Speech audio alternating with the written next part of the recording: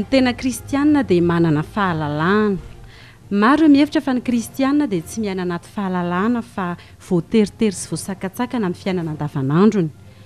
Jesosy Kristy nefa dia tonga ny fahafahana sy anafaka, saingy fahafahana tsy araky ny fiheveran'izao tontolo izao azy.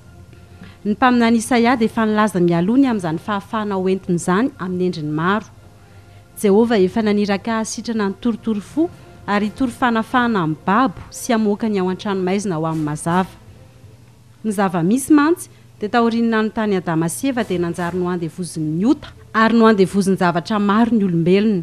Tsy manana fahafahana intsony fa voatery zavatra sy voatosiky ny hery isan-karazany anoherana ny sitrapon'Andriamanitra.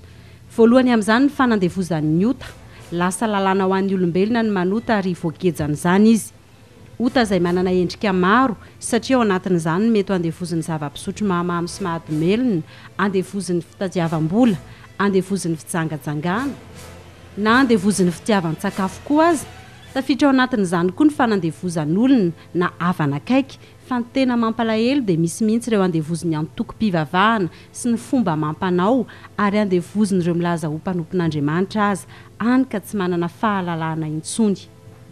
Ny nitondra fahalalahana nefa no anisan'ny antondian'i Jesosy Kristy teto an-tany ary tsy azo adinoana izany.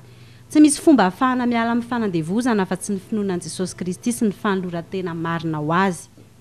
Hoy Jesosy Kristy hoe raha ny zanaka no hanafaka anareo dia ho afaka tokoa ianareo.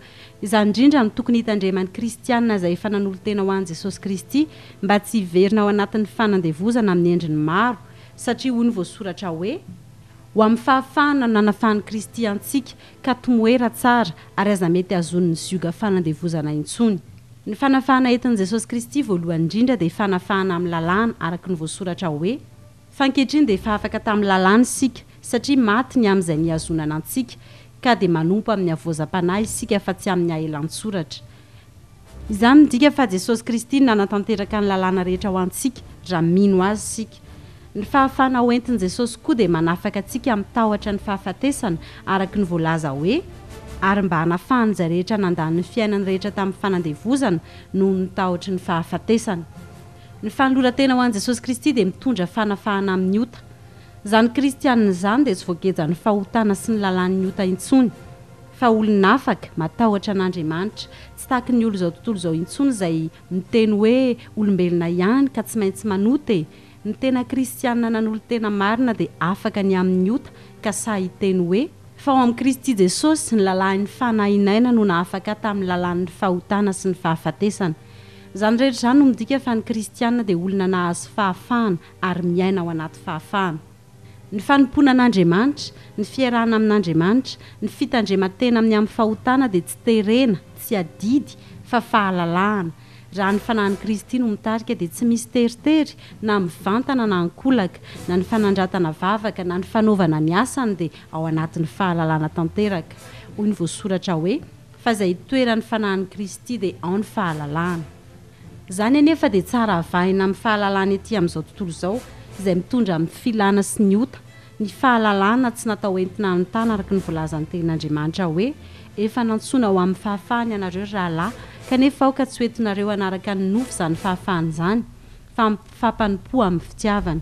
Ny fahafahana araka izany dia hoentina izay nanolo-tena ho an'i Kristy manao ny sitrapon'Andriamanitra.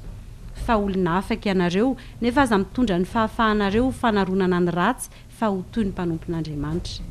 Ho an'ny kristiana dia tsy ny olona ity ivelany no miteny hoe tsy tokony manao an'izao na tsy mahazo manao an'izao, fa ny fanahin'Andriamanitra ao anatiny no mampahafantatra azy izay sitrapon'Andriamanitra ary dia fitiavana ao anatiny no anatanterahany izany. Mazava ny tenin'Andriamanitra hoe ny zavatra rehetra azoko atao nefa tsy dia ary-mahasoa avokoa ny zavatra rehetra. Ny zavatra rehetra azoko atao fa izao tsy mety ho andevoziny zavatra na inona na inona. Raha te hanana fahafahana ianao dia midira ao amin'i Jesosy Kristy fa izy irery ihany no afaka manome an'izany.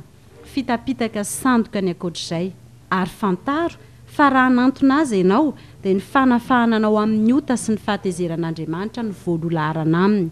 Rehefa tafahavana aminy ianao dia manaraka ao azy fa tsy tadiavina fatratra akory ny fanafahananao amin'ny olana ara-bola, ny olana ara-pitiavana sy ny olana samihafa.